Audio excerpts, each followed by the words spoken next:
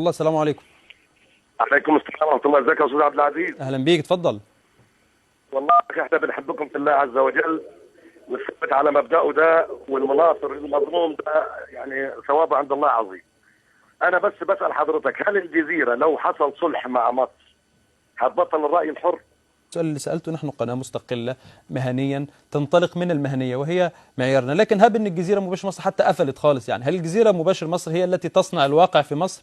هل إغلاق الجزيرة مباشر مصر إذا افترضنا حتى أن هذا ربما يعني ممكن يحدث وفقا لما يطالب به البعض، هل هذا سيغير الواقع؟